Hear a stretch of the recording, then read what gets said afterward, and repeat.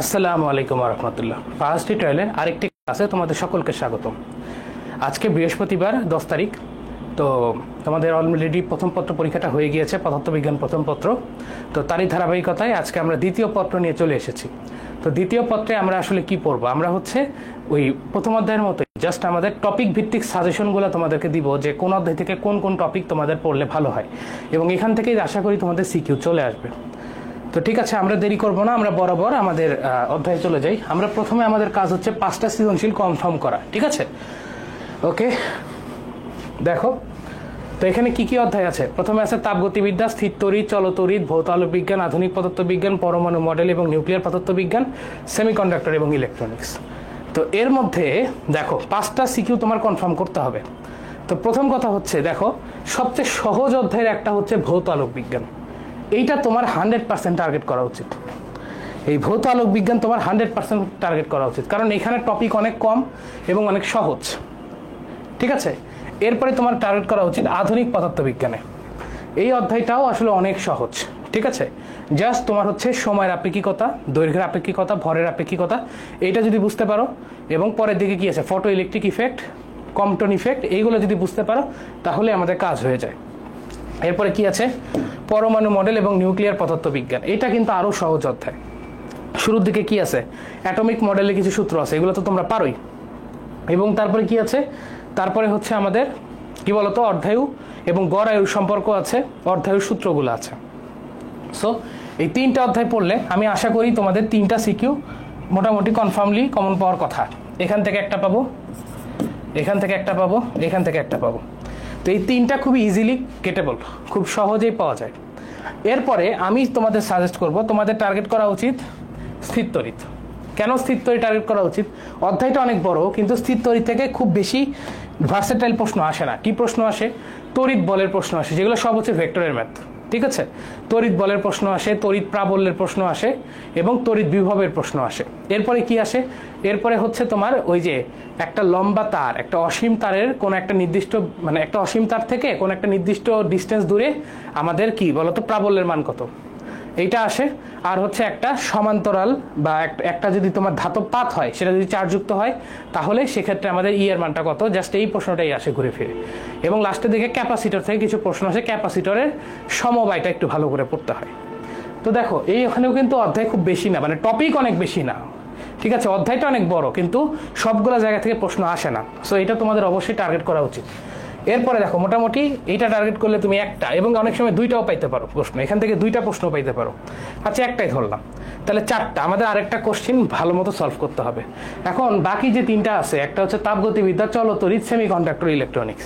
সমস্যাটা হচ্ছে সেমিকন্ডাক্টর সহজ, মাত্র আমাদের হাতে গোনা 4টা সূত্র, আলফা সূত্র, বিটা সূত্র, আলফা আর বিটার পরস্পর ট্রান্সফরমেশনের 2টা সূত্র। কিন্তু সমস্যা হচ্ছে এই জায়গাটাতে যে সমস্যাটা হয়, এইখান থেকে ফুল একটা সৃজনশীল কমন পাওয়ার সম্ভাবনা আসলে অনেক কম। মানে এটা বলা যাচ্ছে কমন পাওয়া যাবে না, মানে একটা ফুল সৃজনশীল আসার সম্ভাবনা কম। এটা চলতড়িতের সাথে মিক্স করে একটা প্রশ্ন হয়। তা আমি তোমাদের সাজেস্ট করব, তুমি এই চলতড়িৎ আর সেমিকন্ডাক্টর এইটা যদি ভালো করে পড়ো, তাহলে আমাদের আর কোনো কিছু বাকি থাকে না। চলতড়িতে কি কি প্রশ্ন আসে? প্রথমে আসে রোধে, তোমার হচ্ছে রোধের তারতম্য, ঠিক আছে? প্রথমে রোধ আসে, রোধ R = ρL/A। এরপর রোধের তাপমাত্রা সাথে কিভাবে চেঞ্জ হয়, দৈর্ঘ্য বৃদ্ধি হইলে কি হয়, ঠিক আছে? টেনে যদি দৈর্ঘ্য বাড়ে তাহলে কি হয়, এগুলো আসে। এরপরে কি আসে? এরপরে আসে তোমার হচ্ছে তুল্যরোধ, তুল্যরোধের কনসেপ্টগুলো আসে। তারপরে সবচেয়ে বেশি গুরুত্বপূর্ণ হচ্ছে হুইটস্টোন ব্রিজ। মানে এখান থেকে আমি বলতেছি যে মোটামুটি বলা যায় কোশ্চেন আসবে। সবচেয়ে বেশি গুরুত্বপূর্ণ হচ্ছে আমাদের হুইটস্টোন ব্রিজ, হুইটস্টোন ব্রিজ।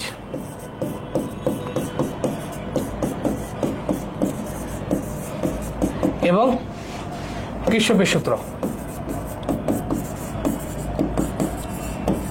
এই 2টা ভালো করে পড়লে এখান থেকে একটা প্রশ্ন কখন পাবা, ঠিক আছে?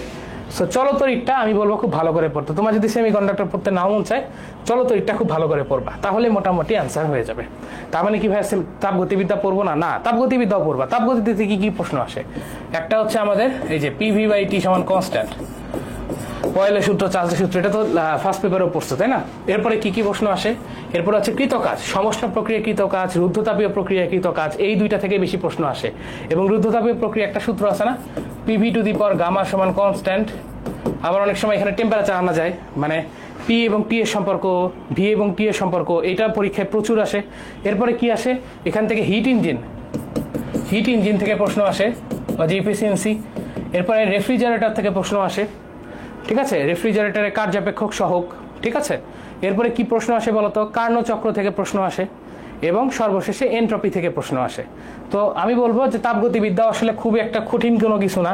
সো তোমরা চাইলে এটাকেও অ্যাজ এ টার্গেট ধরতে পারো, অর্থাৎ আজকের আসলে অধ্যায়গুলো খুব একটা কঠিন না, ঠিক আছে।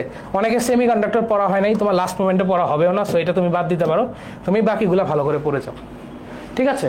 তাহলে আসো আমরা এখন অধ্যায় ভিত্তিক দেখবো যে কোন অধ্যায় থেকে কোন টপিক থেকে প্রশ্ন আসলে আসতে পারে। আমরা শুধু টপিকগুলো আলোচনা করব, ঠিক আছে। তো প্রথমে আসো তাপগতিবিদ্যা। প্রথমে যেটা আলোচনা করব সেটা হচ্ছে তাপগতিবিদ্যা।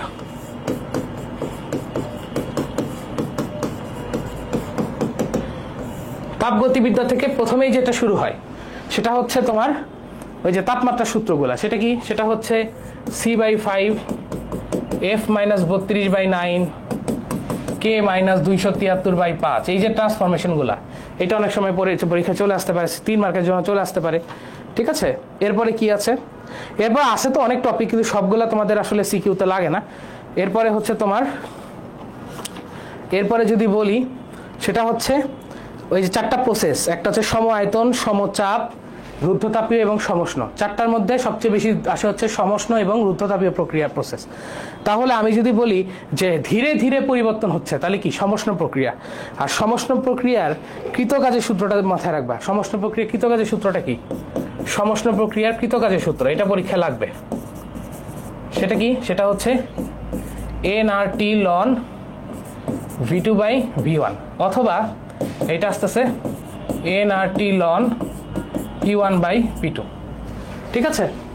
এরপরে হলো দেখো, এরপরে রুদ্ধতাপীয় প্রক্রিয়া। রুদ্ধতাপীয় প্রক্রিয়ার প্রথমেই যেটা আসে সেটা হচ্ছে PV⁻γ সমান হচ্ছে কনস্ট্যান্ট, ঠিক আছে। PV⁻γ এটা সমান কি বলতো, কনস্ট্যান্ট। এটাই হচ্ছে সবার আগে প্রথম কাজ, যে এখান থেকে পরীক্ষায় আসে।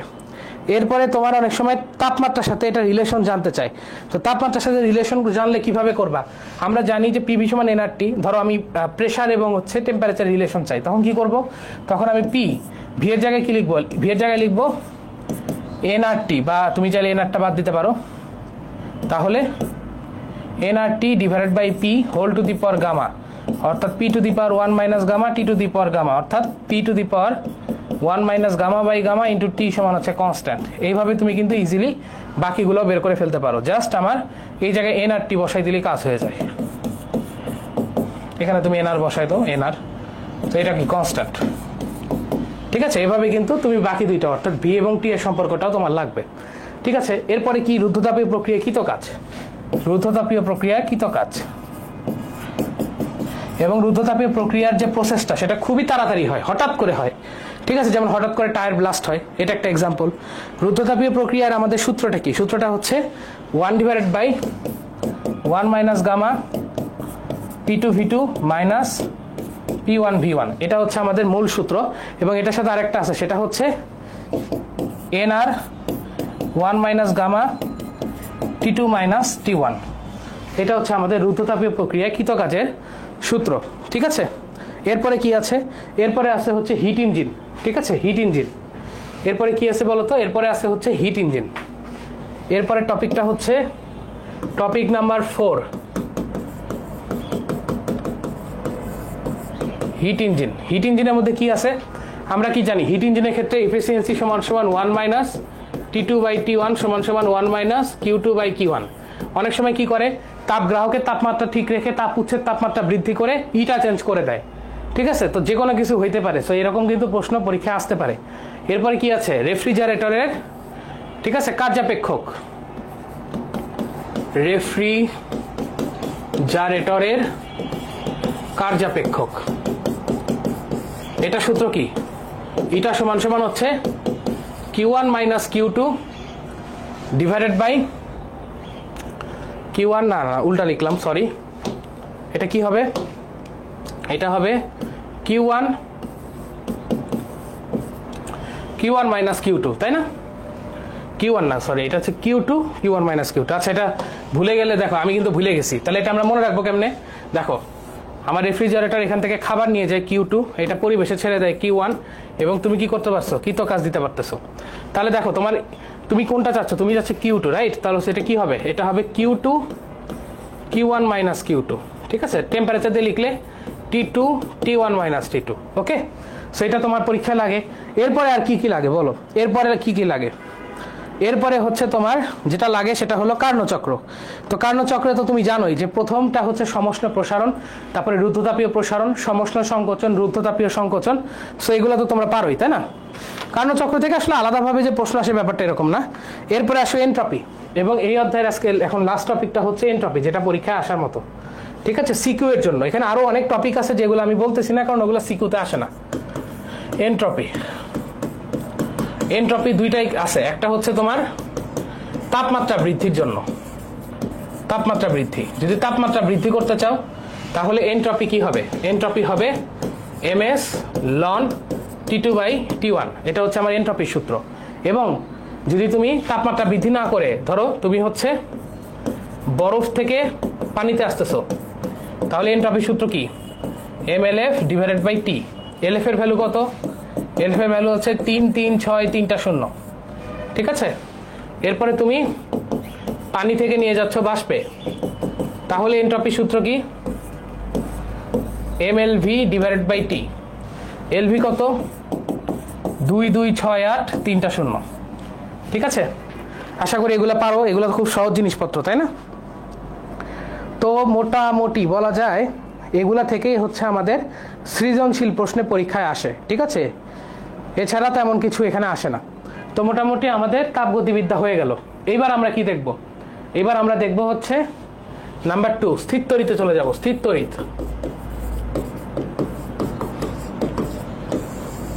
স্থির তড়িতে চলে যাব। স্থির তড়িতে প্রথমেই যেটা আসে সেটা হচ্ছে কুলম্ব বলের সূত্র, কুলম্ব বল। এরপরে প্রাবল্য, ঠিক আছে? তড়িৎ প্রাবল্য। এরপরে তড়িৎ বিভব। তোমাকে একটা ত্রিভুজ দিতে পারে, একটা চতুর্ভুজ দিতে পারে। একটা ত্রিভুজের মনে করো যে কোনো একটা পয়েন্ট দিয়ে বললো যে এই পয়েন্টে তোমার নেট প্রাবল্য অথবা নেট বিভব বের করো, অথবা একটা চতুর্ভুজের কর্ণদ্বয় ছেদবিন্দুতে নেট প্রাবল্য অথবা নেট বিভব বের করো। এরকম যে কোনো ধরনের প্রশ্ন আসতে পারে।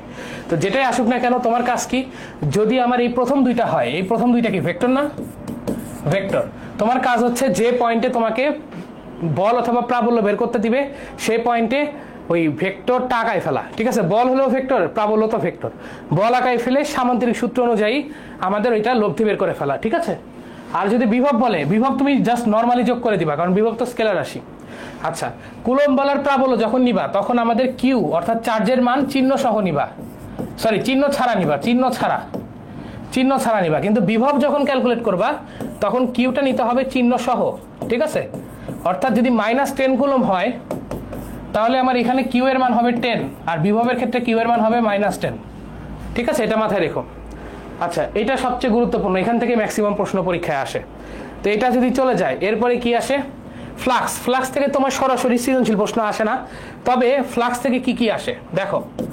ফ্লাক্স থেকে একটা সূত্র আছে না, ইন্টিগ্রেশন অফ EdA cos θ সমান সমান integration of summation of Q/ε0, এটা পরীক্ষায় আসে। এই সূত্রটার ব্যবহার তোমার কাছে আসতে পারে। এরপরে কি আসতে পারে, ধরো আমার কাছে একটা তার আছে, ইনফাইনাইট তার, এটা ইনফাইনাইট হোক বা সসীম হোক, যাই হোক না কেন, সব জায়গায় একই সূত্র।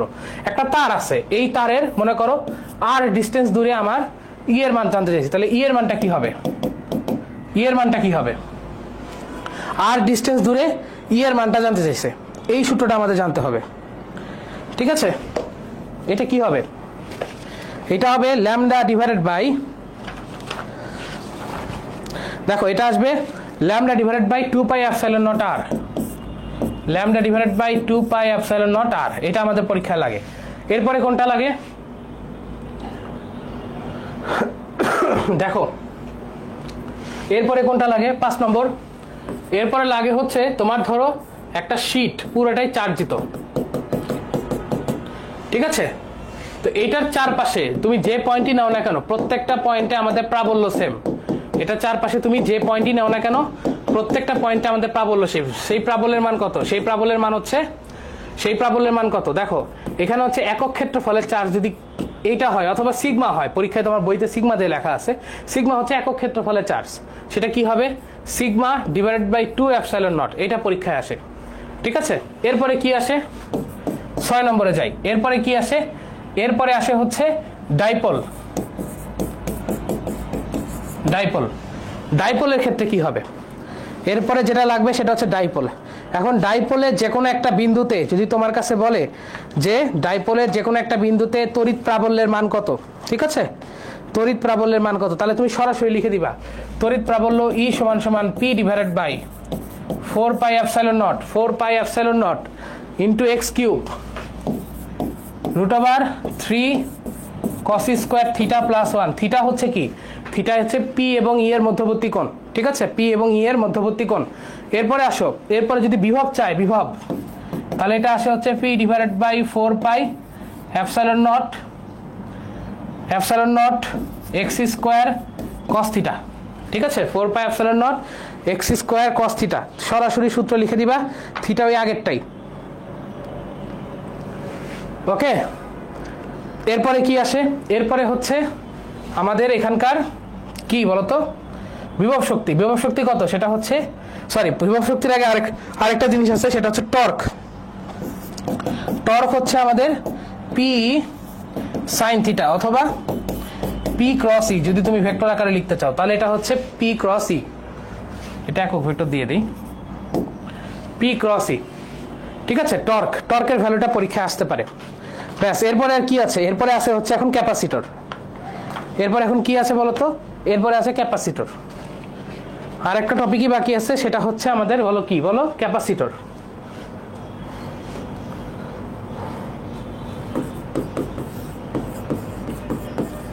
ক্যাপাসিটর, ক্যাপাসিটরের সূত্র কি, সি সমান সমান হচ্ছে কিউ ডিভাইডেড বাই ভি। যদি গোলাকার হয়, গোলাকার হয় তাহলে ক্যাপাসিটরের ভ্যালু কত, 4 পাই এপসাইলন নট আর, ঠিক আছে, 4 পাই এপসাইলন নট আর, এটা হচ্ছে ক্যাপাসিটরের ভ্যালু। আর যদি তোমার কাছে গোলাকার না হয়ে যদি সমান্তরাল পাত ধারক হয়, তাহলে আমাদের সমান্তরাল পাত ধারক, তাহলে ক্যাপাসিটরের ভ্যালু কত, ক্যাপাসিটরের ভ্যালু হচ্ছে epsilon naught A by D, epsilon naught A by D. A হচ্ছে একটা পাতের ক্ষেত্রফল, ডি হচ্ছে দুইটা ধারকের দুইটা পাতের মধ্যবর্তী দূরত্ব। এবার আসো সঞ্চিত শক্তি, ক্যাপাসিটরের সঞ্চিত শক্তি সেটা কত, সেটা হচ্ছে আমাদের হাফ সিবি স্কোয়ার, তাই না, হাফ সিবি স্কোয়ার। এই ভ্যালুগুলো পরীক্ষায় আসে, ঠিক আছে। তোমার কাছে ব্যাসার্ধ চেঞ্জ করে দিয়ে ক্যাপাসিটরের ভ্যালু চেঞ্জ করে দিতে পারে, ঠিক আছে, তো এর অনেকভাবে পরীক্ষায় আসে। এবং এটা আরেকটা সূত্র আছে, সেটা হচ্ছে K epsilon naught A divided by D. যদি তোমার দুইটা ধারকের পাতের মাঝখানে কোনো অপরিবাহী পদার্থ থাকে, তার পরাবৈদ্যুতিক ধ্রুবক যদি কে হয়, তাহলে এটা হবে K epsilon naught A divided by D. এরপরে কি আছে, এরপরে আছে হচ্ছে ধারকের সমবায়। এরপরে কি আছে, এরপরে আছে হচ্ছে ধারকের সমবায়। সো মনে রাখবা যে দুইটা ধারক যদি আমাদের শ্রেণীতে থাকে, তাহলে এটা প্যারালাল রোধের মতো করে ক্যালকুলেশন করতে হয়। মনে করো এটা C1, এটা C2, তাহলে 1 ডিভাইডেড বাই সি ইকুইভ্যালেন্ট, সেটা কত আসে 1 বাই C1, 1 বাই C2। আর যদি তারা প্যারালালি থাকে, C1 C2, তাহলে কি হবে, তাহলে জাস্ট আমাদের ধারকত্বগুলা যোগ হবে, ঠিক আছে।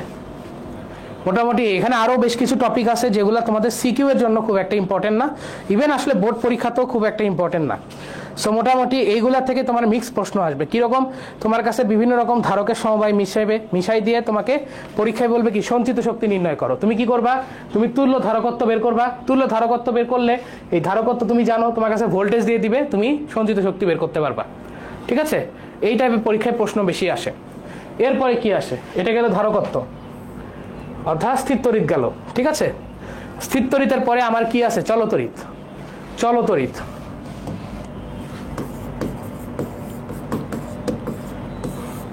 আচ্ছা, চলতড়িতের ক্ষেত্রে প্রথমে যেটা লাগে সেটা হচ্ছে আমরা যদি কোন একটা রোধকে n গুণ করি, বা কোন একটা ধরো তার, একটা তারের দৈর্ঘ্যকে n গুণ করলাম, দৈর্ঘ্যকে n গুণ করলাম, তাহলে আমাদের রোধ কি হবে, রোধ হবে n স্কয়ার আর। আর যদি আমি 10 এ n গুণ করি, সরি এন স্কোয়ার আর না, এন আর, হ্যাঁ এন আর, এন আর। আর যদি আমি 10 এ এন গুণ করি তাহলে এটা হবে এন স্কোয়ার আর। ঠিক আছে, এরপরে রোদের সাথে তাপমাত্রা যে সম্পর্ক এটা জানতে হবে, সেটা কত? আর সমান সমান R naught 1 plus alpha del theta. R naught হচ্ছে 0 ডিগ্রি সেন্টিগ্রেড তাপমাত্রায় রোদের মান। ঠিক আছে, ওকে। এরপরে কি আছে? রোধ সমান সমান কি? রো এল বাই এ। এখান থেকে অনেক রকম প্রশ্ন আসে, দৈর্ঘ্য বাড়াইলাম, দৈর্ঘ্য বাড়ালাম, ব্যাসার্ধ কমাইলাম, হ্যাঁ ব্যাসার্ধ বাড়াইলাম, তারপরে আপেক্ষিক রোধ চেঞ্জ করলাম, এখানে অনেক টাইপের কোশ্চেন আসে, এগুলো আশা করি পারো। ঠিক আছে, এরপরে কি আছে? এরপরে হচ্ছে আমাদের নাম্বার 4, সেটা হচ্ছে রোধের সমবায়। বিভিন্ন রকম রোধের সমবায় তোমার পরীক্ষায় আসে। ঠিক আছে, এবং সেখান থেকে কি করতে বলে? তড়িৎ শক্তির ফর্মুলাগুলো বের করতে বলে। তো নর্মালি আমি যে অ্যান্সারগুলো বা যে সার্কিটগুলো অ্যানালিসিস করে দেখছি, খুব বেশি কঠিন সার্কিট কিন্তু তোমার আসে না। তোমার যে সার্কিটগুলো আসে এগুলো কিন্তু তুমি খুব ইজিলি সলভ করতে পারবা যদি তোমার প্র্যাকটিস থাকে। ঠিক আছে, যদি নতুন কিছু আসে সেটা হচ্ছে লুপের সার্কিট। লুপের সার্কিট, লুপের সার্কিট কেমনে সলভ করে? কির্শফের সূত্র দিয়ে। এখন নিশ্চয়ই এই সময় এসে তোমার কির্শফে পড়ানো কিছু নাই, তুমি কির্শফের সূত্রগুলো বেশি করে প্র্যাকটিস করে যাও। কেভিএল, কেসিএল এগুলো খুব বেশি করে প্র্যাকটিস করে যাও। কেসিএলটা কি? কেসিএল হচ্ছে কোন একটা লুপে summation of I equal to 0, বা কোন একটা নোড পয়েন্টে summation of I equal to 0। KVL কি? কোন একটা নির্দিষ্ট পয়েন্টে আমরা কেভিএল অ্যাপ্লাই করে আমরা কি পাই? 0 পাই। সেখান থেকে কোন একটা ভ্যালু তোমাকে বের করতে হবে। ঠিক আছে, এরপরে এর থেকেও বেশি গুরুত্বপূর্ণ হচ্ছে Wheatstone bridge. Wheatstone bridge, Wheatstone bridge, এখানে কি কি আছে? হুইটস্টোন ব্রিজে আমাদের 4 কোণায় 4টা রোধ থাকে, মাঝখানে থাকে একটা গ্যালভানোমিটার, তাই না? একটা গ্যালভানোমিটার, এটা ধরো পি, এটা কিউ, এটা আর, এটা এস। তো আমাদের হুইটস্টোন ব্রিজ সাম্যাবস্থায় কখন থাকে? যখন এই দুইটার অনুপাত, অর্থাৎ এই দুইটার অনুপাত এবং এই দুইটার অনুপাত যখন সেম হয়, অর্থাৎ পি ডিভাইডেড বাই কিউ সমান সমান আর ডিভাইডেড বাই এস যখন হবে, তখন আমার হুইটস্টোন ব্রিজটা সাম্যাবস্থায় আছে। আর সাম্যাবস্থায় থাকলে আমার গ্যালভানোমিটারের ভিতরকার কারেন্ট প্রবাহ কত? 0। আর যদি এটা সাম্যাবস্থায় না থাকে তাহলে আমাকে এখানে কেভিএল অ্যাপ্লাই করে ম্যাথ করতে হবে, অথবা ওয়াই ডেল্টা করা যায়, যেটা তোমার সিলেবাসে নাই। ঠিক আছে, সেই গেল হুইটস্টোন ব্রিজ। এরপরে কি প্রশ্ন আসে? এরপরে আসে কি? হুইটস্টোন ব্রিজের পরে আর কি কি আছে দেখো। হুইটস্টোন ব্রিজ গেল। হুইটস্টোন ব্রিজের পরে এরপরে আসে হচ্ছে শান্টের ম্যাথ। শান্ট, ঠিক আছে, শান্ট। তবে শান্টটা একটু তোমরা সহজে পড়তে পারো, তোমরা যদি ফর্মুলা মনে রাখতে না পারো। মনে করো এটা একটা গ্যালভানোমিটার আছে, ঠিক আছে, এটা হচ্ছে শান্ট। এটা একটু সহজে বলতেছি। মনে করো যে গ্যালভানোমিটার আইজি পরিমাণ তড়িৎ প্রবাহ মাপতে পারে, আর তুমি যে পরিমাণ তড়িৎ প্রবাহ দিচ্ছ সেটা হচ্ছে আই, এবং এটা ধরো শান্টের কারেন্ট, এটা হচ্ছে এস। ঠিক আছে, তাহলে আমরা যদি এখানে ভোল্টেজ ডিভাইডার অ্যাপ্লাই করি তাহলে দেখো আইজিজি সমান সমান কি আসে? আইএসএস। কিন্তু আমরা শান্টের কারেন্ট কখনো জানি না, পরীক্ষায় কখনো শান্টের কারেন্ট দেওয়া থাকে না। সো আমরা কি করব? এখানে I minus IG into S এইটা বের করব। তোমার পরীক্ষায় শান্টের ভ্যালু চাবে, সো শান্টের ভ্যালু কি হবে? IGG divided by I minus IG. Direct এইভাবে করলে ম্যাথটা হয়ে যাবে। ঠিক আছে, সো এটা একটু মাথায় রেখো শান্টের ব্যাপারটা। ঠিক আছে, সো হুইটস্টোন ব্রিজ গেল, শান্ট গেল। এরপরে আসে হচ্ছে কোষের সমবায়। এরপরে আসে কি? কোষের সমবায়। কোষের সমবায়, অনেকগুলা কোষ যদি একই ডিরেকশনে থাকে, এরকম অনেকগুলা কোষ একই ডিরেকশনে আছে, তাহলে কি হবে? আমাদের ই গুলা সব যোগ হবে, অর্থাৎ ই নেট সেটা হবে কি? সবগুলার যোগফল, যদি একই ডিরেকশনে থাকে। আর বিপরীত ডিরেকশনে থাকলে কি হবে? বিয়োগ হবে। ঠিক আছে, বিয়োগ হবে। বিপরীত ডিরেকশনে থাকলে কি হবে বলো তো? বিয়োগ হবে। আচ্ছা, আর যদি সমান্তরালে থাকে তাহলে যে কোনো একটা নিব, অর্থাৎ তোমার যদি এটা সমান্তরালে থাকে, মনে করো 20 ভোল্ট 20 ভোল্ট, তাহলে যে কোনো একটা নিব। আর যদি একটা বড় হয় একটা ছোট হয় তাহলে কি আমরা কোনটা নিব? তাহলে আমরা ছোটটা নিব নাকি বড়টা নিব? যদি আমার এর মধ্যে একটা বড় আর একটা ছোট হয় তাহলে কোনটা নিব বলো তো? বড় আর যদি ছোট হয় তাহলে কোনটা নিব? তাহলে বড়টা নিব, ছোটটা নিব না। এবং ওটা তোমার লাগবে না, তোমার আসলে অত কঠিন প্রশ্ন পরীক্ষায় আসবে না। সো তুমি জাস্ট এমনি চিন্তা করলেই হবে। জাস্ট আমাদের এই সেলের যে তোমার তড়িৎ চালক শক্তি সেইটা জাস্ট এখানে যোগ হচ্ছে, আর এখানে আমরা একটা চুজ করতেছি। এইটা জানলেই আপাতত হয়ে যাচ্ছে। ঠিক আছে, সো এই হলো তোমার চলতড়িৎ। এরপরে আরো ছোটখাটো দুই একটা বিষয় আছে, যেমন একটা আছে হচ্ছে মিটার ব্রিজ, তাই না? মিটার ব্রিজ, তো সেটা সূত্র কি? সেটা সূত্র হচ্ছে পি বাই কিউ সমান সমান এল ডিভাইডেড বাই 100 মাইনাস এল। ঠিক আছে, এল মানে কি, এগুলো সব সেন্টিমিটার। এল মানে কত দূরে তুমি সাম্যবিন্দু পাচ্ছ, পি থেকে কত দূরে সাম্যবিন্দু পাচ্ছ, সেটা যদি এল হয় তাহলে কিউ থেকে হবে 100 মাইনাস এল। তো এগুলো তো পারো, তাই না? সেইটা মাঝে মাঝে পরীক্ষায় আসতে পারে, সো এটা একটু মাথায় রেখো। এই হলো তোমার চলতরিৎ। চলতরিতে কিন্তু অনেক অনেক টপিক, আসলে অনেক টপিক। ঠিক আছে, যেহেতু চলতরিৎ হয়ে গেছে, তো এর সাথে সেমিকন্ডাক্টর যেটা যেহেতু কানেক্টেড, কারণ সেমিকন্ডাক্টরের যে সার্কিটগুলো সেখানেও আসলে আলটিমেটলি আমার কেভিএল ইউজ করতে হয়, যেখানে সিলিকনের ক্ষেত্রে আমাদের ভোল্টেজটা 0.7 বাদ যায়, আর জার্মেনিয়াম হলে 0.3 বাদ যায়। ঠিক আছে, 0.3 বাদ যায়।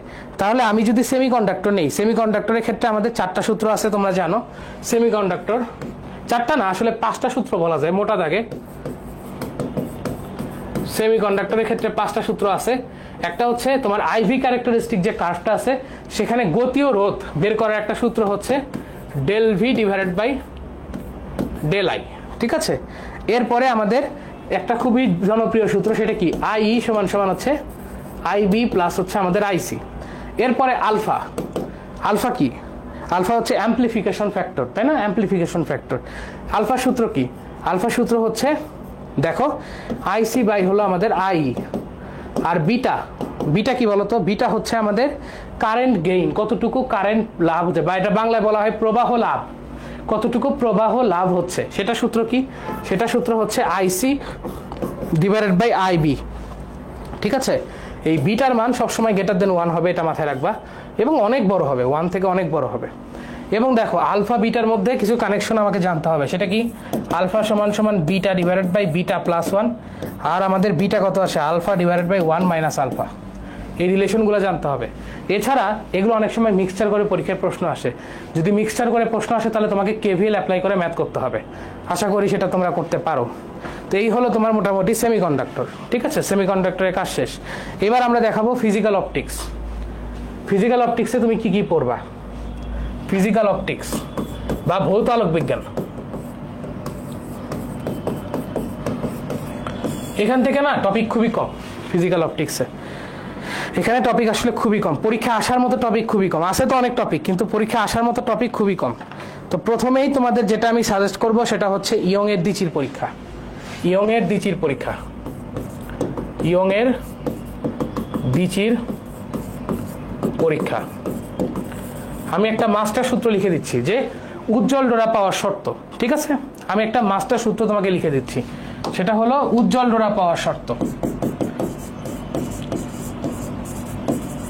উজ্জ্বল ডোরা পাওয়ার শর্ত। উজ্জ্বল ডোরা পাওয়ার শর্ত, শর্তটা কি?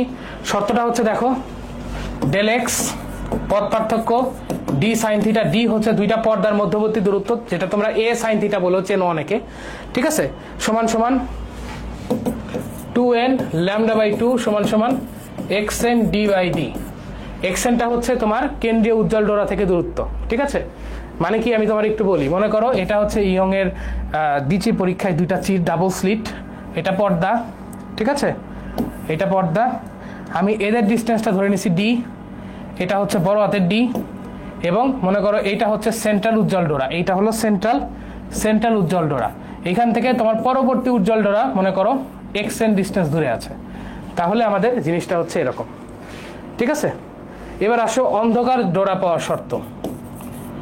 অন্ধকার ডোরা পাওয়ার শর্ত, অন্ধকার ডোরা পাওয়ার শর্ত। এটা হচ্ছে, দেখো, ডেল এক্স সমান সমান ডি সাইন থিটা সমান সমান 2n মাইনাস 1 ল্যামডা বাই 2 সমান সমান xn D by D. xn হচ্ছে ওই যে কেন্দ্রীয় ডোরা থেকে দূরত্ব।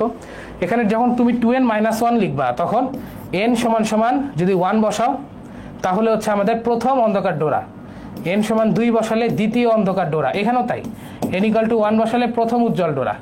একটা তো সেন্ট্রাল ডোরা, সেটা হচ্ছে একদম মাঝখানে, ওটার উপরে প্রথম উজ্জ্বল ডোরা। 2 বসালে দ্বিতীয় উজ্জ্বল ডোরা।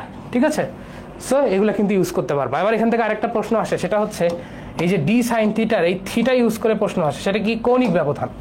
ঠিক আছে, তো তোমার কাছে দুইটা ডোরার কৌণিক ব্যবধান বের করতে বলছে, তার মানে কি তোমার কাছে θ2 মাইনাস θ1 বের করতে বলছে।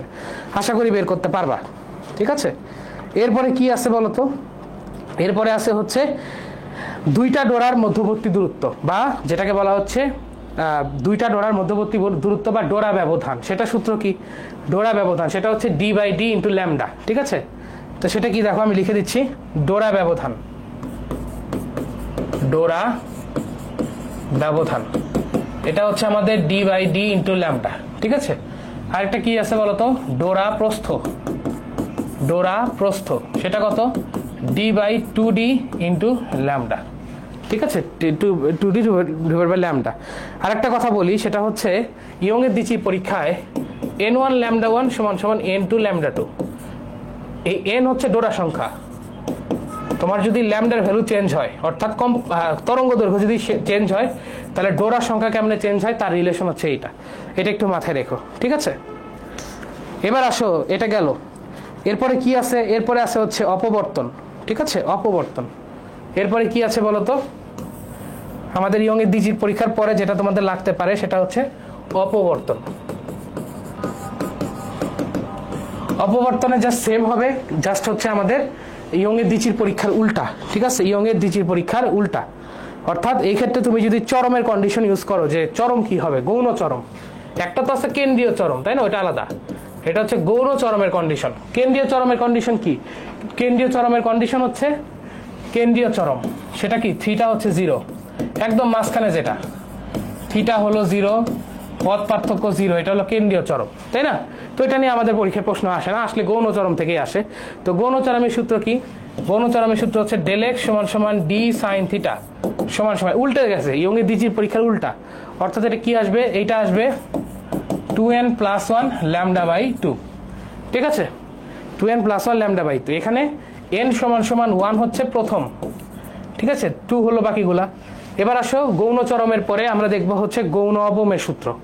গৌণ অবমের সূত্র, গৌণ অবমের সূত্র কি? ডেল এক্স সমান সমান ডি সাইন থিটা সমান হচ্ছে 2n λ/2, 2n λ/2।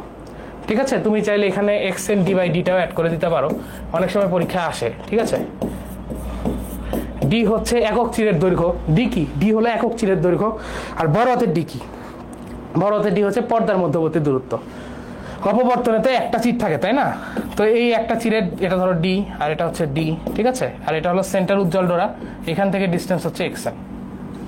ওকে, এটা গেল অপবর্তন। এরপরে কি আছে বলতো? এরপরে আছে হলো আমাদের অপবর্তন গ্রেটিং।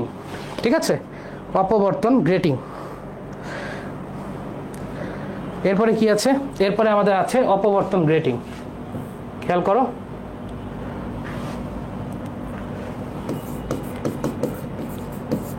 অপবর্তন গ্রেটিং। অপবর্তন গ্রেটিংটা হচ্ছে আবার ইয়ং এর দ্বিতীয় পরীক্ষার মতো। ঠিক আছে, এখানে প্রথমে যেটা জানা লাগবে সেটা হচ্ছে একক দৈর্ঘ্যের চির সংখ্যা। প্রথমে আগে যেটা আছে সেটা হচ্ছে গ্রেটিং ধ্রুবক। ঠিক আছে, প্রথমে যেটা আছে সেটা হলো গ্রেটিং ধ্রুবক। সেটা কি? সেটা হচ্ছে আমাদের a + b। ভাই a + b মানে কি? গ্রেটিং ধ্রুবক মানে এখানে অনেকগুলা চির থাকে, তাই না? অনেকগুলা চির থাকে। সো এইটা যদি a হয় আর এই মাঝখানে ভিতরেরটা যদি b হয়, তাহলে এই দুটার যোগফল হচ্ছে গ্রেটিং ধ্রুবক, রাইট? এরপরে আসে সেটা হচ্ছে একক দৈর্ঘ্যের স্লিট সংখ্যা, এটাকে d দিয়ে প্রকাশ করে। একক দৈর্ঘ্যের স্লিট সংখ্যা বা একক দৈর্ঘ্যের চির সংখ্যা n সমান সমান আসে 1/d 1/a + b। ঠিক আছে, 1/d 1/a + b। ওকে, এখন আসো উজ্জ্বল বিন্দু শর্ত। উজ্জ্বল বিন্দু শর্ত, উজ্জ্বল বিন্দুর শর্ত। বলো তো আমাদের উজ্জ্বল বিন্দু শর্ত কি ছিল? উজ্জ্বল বিন্দু শর্ত ছিল, দেখো, ডেল এক্স সমান সমান ডি সাইন থিটা সমান সমান ডি সাইন থিটা সমান সমান 2n λ/2, 2n λ/2, যেখানে nটা হচ্ছে 0-তে আমার প্রথম উজ্জ্বল ডোরা, n এর মান 1-এ আমার দ্বিতীয় উজ্জ্বল ডোরা, তাই না? মনে আছে তো তোমাদের? নাকি সরি এখানে একটু মিস্টেক হয়েছে। n = 0 হচ্ছে আমাদের কেন্দ্রীয় উজ্জ্বল ডোরা, কেন্দ্রীয়। ঠিক আছে, n = 1 হচ্ছে প্রথম উজ্জ্বল ডোরা, 2 হচ্ছে দ্বিতীয় উজ্জ্বল ডোরা, এরকম। ঠিক আছে, ওকে। এবার আসো অন্ধকার বিন্দুর শর্ত। অন্ধকার বিন্দুর শর্ত, অন্ধকার বিন্দু শর্ত। অন্ধকার বিন্দু শর্ত কি? অন্ধকার বিন্দু শর্ত হচ্ছে, দেখো, ডেল এক্স সমান সমান ডি সাইন থিটা সমান হচ্ছে 2n + 1 λ/2। n = 1 হলে প্রথম অন্ধকার ডোরা, ঠিক আছে, সেটা তোমরা পারো। এরপরে কি আছে বলো তো, এরপরে আছে হচ্ছে সমাবর্তন। সমাবর্তনটা খুব একটা পরীক্ষায় আসে না, তারপরও সমাবর্তন থেকে দুইটা জিনিস মনে রাখবা। একটা হচ্ছে সমাবর্তিত কোণ ট্যান থিটা সমান হচ্ছে μ1/2, এটা মাথায় রাখতে হবে, ঠিক আছে। অর্থাৎ এটা একটু মাথায় রাখবা, এই যে এই সূত্রটা যে ট্যান থিটা পি সমাবর্তিত কোণ সেটা হচ্ছে μ1/2, এটা একটু মাথায় রাখবা, ওকে। আর তেমন এখানে সূত্র নাই, যেগুলো আছে ওগুলো আসলে তোমার সিকিউতে আসে না। এরপরে কি আছে বলতো, আমাদের যদি এই অধ্যায়টা শেষ হয়, এরপরে আছে হচ্ছে আমাদের মডার্ন ফিজিক্স। এরপরে আছে হচ্ছে আমাদের মডার্ন ফিজিক্স।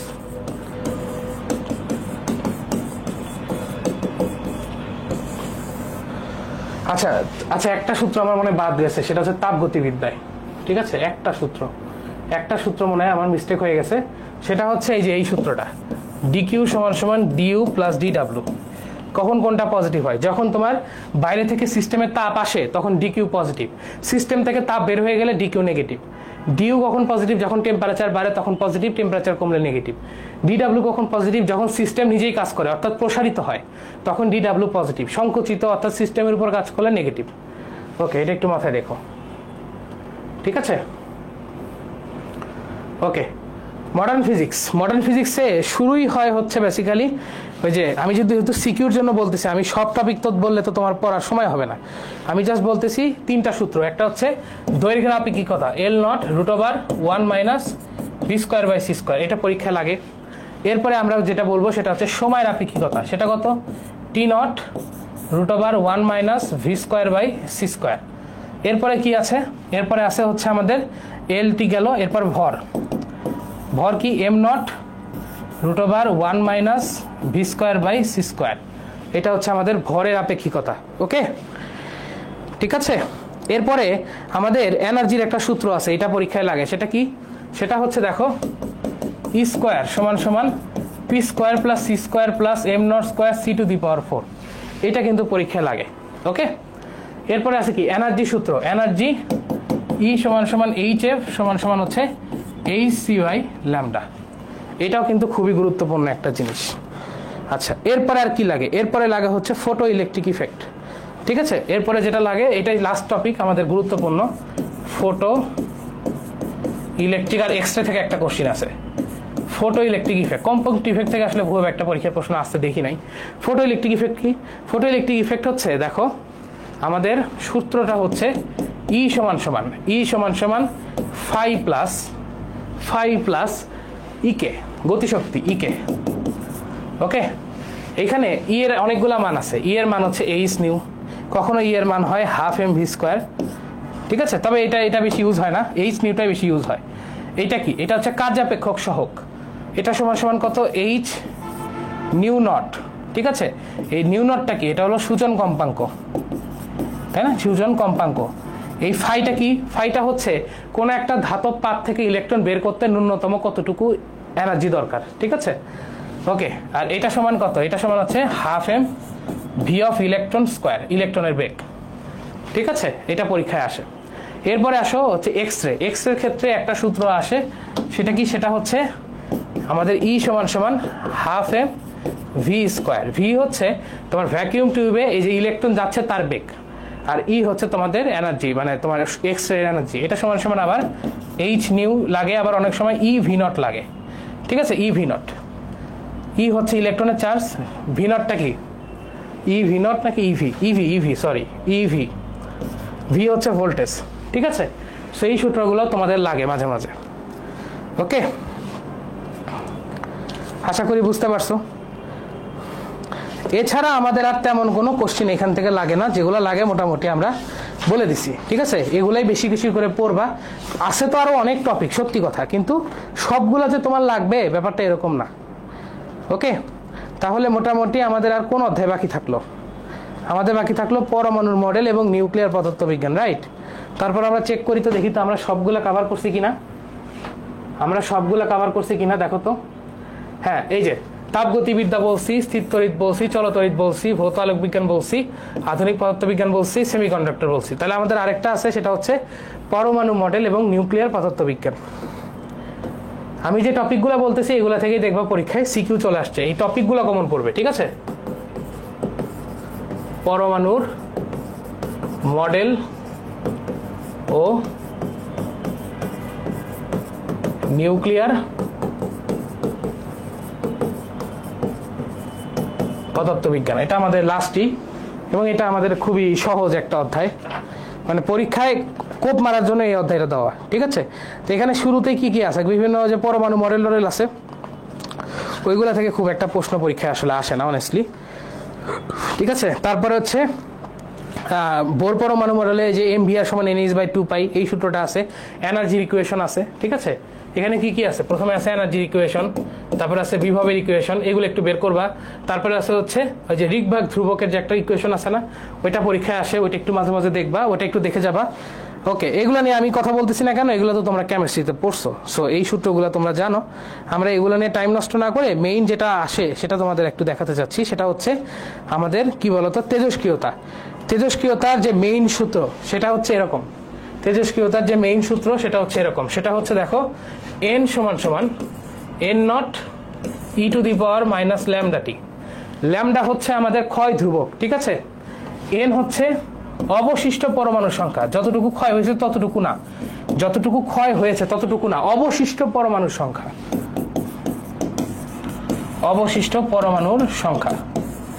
এটা কি n0 হচ্ছে আদিতে বা শুরুতে পরমাণুর সংখ্যা, শুরুতে পরমাণু সংখ্যা, ঠিক আছে? ইন্টারেস্টিংটা হচ্ছে ল্যামডা, ল্যামডার এককটা তুমি যদি টি যদি দিনে নাও তাহলে ল্যামডা হবে পার দিন, টি যদি ঘন্টায় নাও ল্যামডা হচ্ছে পার ঘন্টা, টি যদি বছরে নাও ল্যামডা হচ্ছে পার বছর, ঠিক আছে? সেইটা হচ্ছে আমাদের মূল সূত্র, এখান থেকেই মেইনলি পরীক্ষায় প্রশ্ন আসে। এই সূত্রটা যদি ভালো মতো আয়ত্ত করতে পারো তাহলে আমাদের কাজ শেষ। এরপরে কি আছে, অর্ধায়ু। অর্ধায়ু সূত্র কি, অর্ধায়ু সূত্র হচ্ছে ln 2/λ। এরপরে কি আছে, গড় আয়ু। গড় আয়ু সূত্র কি 1/λ, ঠিক আছে? গড় আয়ু সূত্র কি 1/λ, আশা করি এটা জানো, ঠিক আছে? এখন এইটাকে কাজে লাগায় আমার একটা গ্রাফ আছে, ঠিক আছে? গ্রাফ, আচ্ছা এটা n দিয়ে লিখছি তো, এটা কিন্তু ভর দিয়েও লেখা যায়, অর্থাৎ ভর যদি হয় m সমান সমান m0 e⁻ λt, ঠিক আছে? যদি আমি গ্রাফ আঁকাই, দেখো এদিক বরাবর এবং এদিক বরাবর, এদিক বরাবর যদি সময় নেই, এদিক বরাবর যদি n নেই, অবশিষ্ট পরমাণুর সংখ্যা নেই, তাহলে গ্রাফটা কি হবে, এরকম ভাবে কমতে থাকবে, গ্রাফটা কি হবে, কমতে থাকবে, ঠিক আছে? এবার একটু খেয়াল করো, তুমি যদি এটা যদি টি হাফ হয়, অর্ধায়ু হয়, তাহলে এইখানে আমাদের এটা কত হবে, এটা হবে ln 2 আমাদের ল্যামডা, ঠিক আছে? ln 2/λ। এরপরে আসো গড় আয়ু, যদি গড় আয়ু হিসাব করি, গড় আয়ু হিসাব করি তাহলে কি হবে, মনে করো আমি বললাম হচ্ছে এইটা হলো গড় আয়ু অর্থাৎ টাও, তাহলে এটা কত হবে, এটা হবে 1/λ, ঠিক আছে? সো এই হলো তোমার নিউক্লিয়ার পদার্থবিজ্ঞান, ঠিক আছে? পরমাণু মডেল এবং নিউক্লিয়ার পদার্থবিজ্ঞান, এইখান থেকেই পরীক্ষায় প্রশ্ন আসে, ঠিক আছে? পাশাপাশি তোমাদের কাজ হচ্ছে এককগুলো একটু মাথায় নিয়ে যাবা, যে এককগুলো কি কি আছে, আলফার ক্যালকুলেশন কেমনে করে এটা একটু দেখে নিয়ে যাবা, মানে আলফার ক্যালকুলেশন আসে।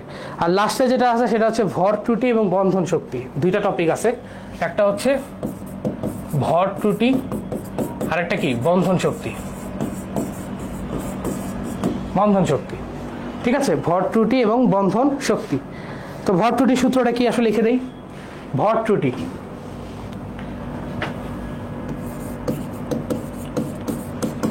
ভর ত্রুটি ডেল এম, এটা সূত্র কি হবে, ভর ত্রুটি বা ডেল এম, এটা সূত্র কি হবে, এটা সূত্র হবে দেখো Z into MP plus A minus Z into M N, Z into MP A minus Z into M N minus M N, এটা হচ্ছে আমাদের ভর ত্রুটি, ঠিক আছে? জেড কি, জেড হচ্ছে পারমাণবিক সংখ্যা, যে ধরো সোডিয়ামের 11, ম্যাগনেসিয়ামের 12, এমপি হচ্ছে একটা প্রোটনের ভর, এ হচ্ছে ভর সংখ্যা, জেড পারমাণবিক সংখ্যা, এম এন হচ্ছে একটা নিউট্রনের ভর, আর এটা কি, এটা হচ্ছে একটা নিউক্লিয়াসের ভর, ঠিক আছে? এই হলো তোমার ভর ত্রুটি। এটা কি বলতো, এটা হচ্ছে তোমার ভর ত্রুটি। তাহলে এটা যদি ভর ত্রুটি হয়, এবার আসো বন্ধন শক্তি, বন্ধন শক্তি কি হবে, এবার আসো বন্ধন শক্তি। তো বন্ধন শক্তির ফর্মুলা হচ্ছে ভর ত্রুটি ইন্টু সি স্কোয়ার, অর্থাৎ এই পুরা জিনিসটা উপরে যেটা লিখছি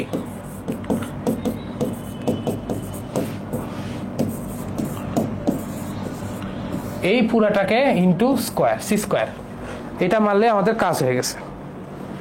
আশা করি বুঝতে পারছো বন্ধন শক্তিটা কেমনে বের করে, আশা করি বুঝতে পারছো। সো এই হলো তোমাদের পরমাণু মডেল এবং নিউক্লিয়ার পদার্থবিজ্ঞান। ওকে, আর কি কোনো সূত্র আছে? আর একটা রিঅ্যাকশন আছে, এই রিঅ্যাকশনটা একটু মনে রাখবা। সেটা হচ্ছে ইউরেনিয়াম 92 235 প্লাস 235 প্লাস নিউট্রন যদি এটাকে আঘাত করে তাহলে কি হবে? তাহলে যেটা হবে সেটা হচ্ছে বেরিয়াম 56 141, বেরিয়াম 56 141 যোগ যোগ ক্রিপ্টন 36 22, ক্রিপ্টন 36 22 যোগ যোগ আমার হচ্ছে 3টা নিউট্রন, 3টা নিউট্রন, এবং এখান থেকে প্রচুর শক্তি উৎপন্ন হয়। এই রিঅ্যাকশনে কিছু এমসিকিউ আমি করাইছি তোমাদের ওয়ান শট এমসিকিউতে, তোমরা চাইলে দেখে নিতে পারো। সো এই হলো তোমাদের পড়া, ঠিক আছে? এই হলো তোমাদের সিকিউ।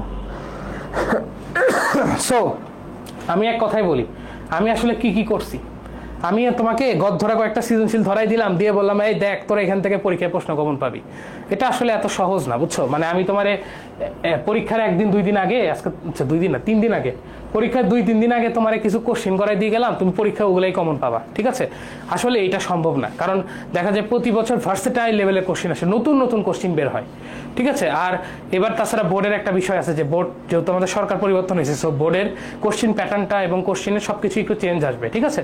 সো আমরা প্রিভিয়াসলি যে কয়েকটা কোশ্চিন করে গেলেই বা তোমারে আমি 10টা 20টা 15টা কোশ্চিন দেখালে যে তুমি সব পেরে যাবা, ব্যাপারটা কিন্তু এরকম না, ঠিক আছে? তাই আমরা যেটা করলাম, কোন অধ্যায়ের কোন কোন টপিক তোমার পরীক্ষায় আসতে পারে সেটা নিয়ে তোমার সাথে একটু আলোচনা করলাম, কারণ তোমাদের তো মেইন পড়াটা আছেই, তোমরা তো পড়ছো এতদিনে, তাই না? পড়ছো না, কিছু তো পড়ছো। তো তোমার কাজ কি, আমি যে টপিকগুলো গুরুত্ব দিচ্ছি এই টপিকের সৃজনশীলগুলো তোমরা দেখে যাবা, ঠিক আছে? হ্যাঁ, তোমাদের সেটার জন্য কিছু নমুনা সৃজনশীল অবশ্যই আমি দিব। এই যে দেখো এখানে কিছু নমুনা সৃজনশীল আছে, এই সৃজনশীলগুলো তোমরা একটু সলভ করবা। এখানে বেশ অনেকগুলাই নমুনা সৃজনশীল আছে, প্রায় 20টার মতো, এগুলো একটু তোমরা সলভ করবা, ঠিক আছে?